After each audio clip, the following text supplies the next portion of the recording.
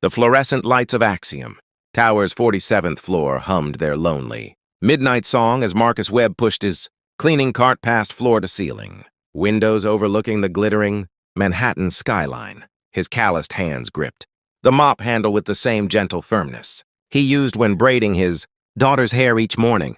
At 34, Marcus had perfected the art of invisibility, the kind that comes naturally to janitors in buildings where people wear watches worth more than his annual salary. But tonight, as he noticed the silhouette of a woman standing motionless by the executive suite's window, something in her posture, shoulders curved inward, like a question mark, made him pause. He didn't know then that this moment of simple human recognition would unravel both their carefully constructed lives, revealing that sometimes the people society renders invisible are the ones who see us most clearly. Victoria Ashford Chen had everything except what mattered. The 39-year-old CEO of Ashford Pharmaceuticals had built an empire from her father's struggling company, transforming it into a biotech giant worth $3 billion. She had penthouses in 3 countries, a collection of modern art that museums envied, and a calendar so full her assistant scheduled her bathroom breaks. What she didn't have was time, specifically the 6 months her doctors estimated she had left to find a liver donor match and undergo transplantation. And she definitely didn't have a husband, which her late father's will specifically required her to have before she could access the family trust that controlled 51% of company shares. The trash goes down the chute at the end of the hall, Victoria said without turning, assuming Marcus was there to empty her office. Already done, ma'am. I noticed you've been standing there for 2 hours. The coffee from this afternoon is still hot in the pot if you'd like some. Victoria turned, surprised. People didn't notice her as a person who might need coffee. They noticed her as an obstacle or an opportunity. You keep track of how long people stand by windows? Marcus shrugged, a slight smile crossing his weathered face. Only the ones who look like they're deciding whether to open them. These windows don't open, by the way. Building code. The laugh that escaped Victoria surprised them both. I wouldn't. She stopped. That was actually funny. I have a 7-year-old daughter. Dad jokes are mandatory. Marcus resumed mopping, giving her space but not abandoning the conversation. Whatever's weighing on you, I hope it gets lighter. For the next 3 weeks, their midnight encounters became routine. Victoria found herself timing her late-night work sessions to Marcus's cleaning schedule. He'd share stories about Lily, his daughter who wanted to be an astronaut despite their apartment being so small she could touch both walls of her bedroom with outstretched arms. Victoria talked about business pressures, carefully omitting the medical crisis. Marcus listened the way people rarely did in her world, without calculating what her words could do for them. Can I ask you something unprofessional? Victoria said one night, the question emerging before her usual filters engaged. Marcus paused mid-sweep. Shoot. Would you consider a business arrangement? I need someone to pretend to be my husband for approximately 6 months. You'd live in my penthouse, attend necessary social functions, and be compensated $2 million. The broom clattered against the floor. Is this a joke? I understand it's unconventional. Unconventional? Lady, I clean toilets for $17 an hour. You're talking about a number I can't even properly imagine. What's the catch? Because there's always a catch. Victoria explained about the will, the company shares, the board of directors circling like sharks smelling blood in the water. She didn't mention the illness. Some truths were still too raw to speak aloud. I need someone who won't actually want anything from me beyond the money. Someone whose life is separate from mine. Someone I can trust to walk away when it's done. Why me? Because in 3 weeks, you're the only person who's asked if I wanted coffee. Marcus was quiet for a long moment. I have a daughter. She's in public school District 12, one of the worst in the city. I'm on a waiting list for a better apartment because our building has mold that makes her cough all night. $2 million means she gets everything. I can't give her. He met Victoria's eyes. But she also needs a father who's honest. What do I tell her about where this money came from? Tell her you helped someone who needed help. That wouldn't be a lie. The transformation happened faster than Marcus expected. Victoria's staff moved him and Lily into the penthouses. Guest wing, 5 rooms that constituted more space than their entire former apartment building. Lily adapted with the resilient joy of children, while Marcus felt like an anthropologist, dropped into an alien culture where people had heated bathroom floors and fresh flowers delivered daily. "You have to stop thanking the staff," Victoria told him after a week. "You're making them uncomfortable. They're bringing me food. My mama raised me to say thank you. They're doing their jobs. So am I. But you thank me when I get something right in these endless etiquette lessons." Victoria blinked. "She did, didn't she? That's different." "Why?"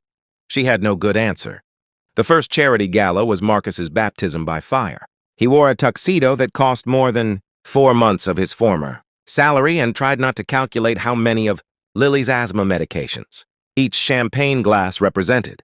Victoria was radiant in emerald silk, playing her role perfectly, except for the moment Marcus noticed her gripping the table's edge, knuckles white. "Bathroom break?" he whispered. "You look like you need air." In the corridor, Victoria's careful composure cracked. "I'm fine." "You're trembling. What's really going on? And don't give me corporate pressure.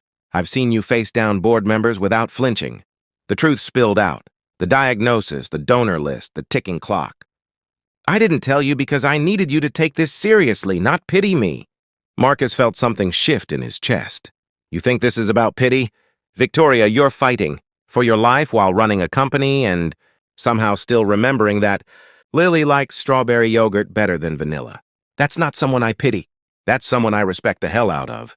What happened next surprised them both. Marcus began accompanying Victoria to doctor's appointments, learning medical terminology, and asking questions that made the transplant team pause and give clearer explanations.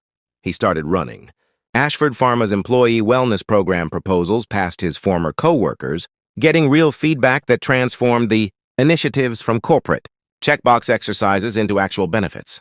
And Victoria began coming home earlier, teaching Lily science experiments in the penthouse's massive kitchen, discovering that mentoring one curious 7-year-old brought more satisfaction than a dozen board meetings.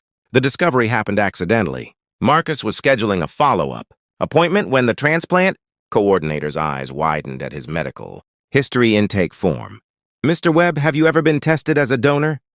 3 days later, they had results. Marcus was a match, not perfect but viable. The doctor explained odds and risks while Marcus sat very still, processing.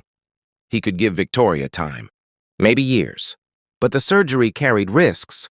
The recovery would be months, and Lily would face weeks without her father nearby. "No," Victoria said immediately when Marcus told her. "Absolutely not. That wasn't part of our arrangement." "Arrangements change. I won't let you risk your life for mine. Lily needs you, and she needs to see that when you can help someone, you do. That's the man I want to be for her. That's the man I thought I was until I met you and realized I'd been playing small, staying invisible, thinking that's all someone like me could do." Victoria's eyes shimmered. "Someone like you? Marcus, you're the best person I know." "Then let me do this. Not because you're paying me, not because of any contract, but because somewhere, between your terrible coffee and Lily's science experiments, you became family, and you show up for family." The surgery happened on a Tuesday. Marcus held Victoria's hand until the anesthesia team separated them, whispering, "See you on the other side, partner." The recovery was long and sometimes frightening. There were complications, infections, rejection scares, moments when Victoria's body fought the gift it had been given. Marcus healed faster, spending hours by her bedside reading medical journals and Lily's letters aloud. The 6-month arrangement stretched into 8, then 10, but nobody was counting anymore. The board meeting where Victoria revealed. The truth was legendary in corporate circles. She stood before the directors who'd circled and schemed, and explained that yes, her marriage had started as a legal maneuver, but it had become something else, a partnership built on radical honesty, mutual respect, and the revolutionary idea that value had nothing to do with net worth. "Marcus Webb isn't my pretend husband," she said. "He's my actual family, and if that's not good enough for this company, then maybe I'm leading the wrong company." The board voted unanimously to support her. Even sharks recognize apex predators when they see them. 1 year later, Marcus still marveled at the strange architecture of their lives. He'd finished his degree, business administration with a focus on corporate ethics. Victoria had restructured Ashford Pharma's compensation system, raising wages for service workers across all facilities. Lily was thriving in a school that challenged her brilliant mind, and she'd recently announced her career plans had evolved from astronaut to Dr. Astronaut, who helps people in space. That's oddly specific, Marcus had said. Ms. Victoria says you should dream big and specific, Lily replied with 7-year-old certainty. On their official 1-year anniversary, the date they'd signed the original contract, Victoria found Marcus on the penthouse terrace where they'd first shared coffee from her office pot. I've been thinking, she said. That contract expires in 3 weeks. Marcus's heart stuttered. It does. We should probably draft a new one. Something more permanent. Maybe with a clause about shared custody of Lily, joint decision-making on her astronaut doctor training, and a provision that you'll still call me out when I'm being ridiculous. Are you asking what I think you're asking? Victoria smiled. The real smile that had taken Marcus months to earn. I'm asking if you'd consider making this pretend marriage a real one. No contract, no arrangement, just us figuring it out together. Marcus pulled her close, breathing in the moment. For the record, it stopped being pretend the night you learned the periodic table to help Lily with her science project. For me, it was when you held my hand through the first biopsy. They stood together as the sun set over Manhattan. Two people who'd learned that. Sometimes the most extraordinary love stories begin with the simple act of seeing each other clearly. Marcus had entered Victoria's world as invisible help, but he'd taught her the most visible truth of all, that humanity isn't measured in billions or square footage or titles. It's measured in coffee offered at midnight, in risks taken for people you love, in the courage to let yourself be truly known. Below them, the city glittered with millions of stories. But there's the Janitor and the Billionaire, who'd both been playing roles until they found the freedom to be themselves. That story was just beginning.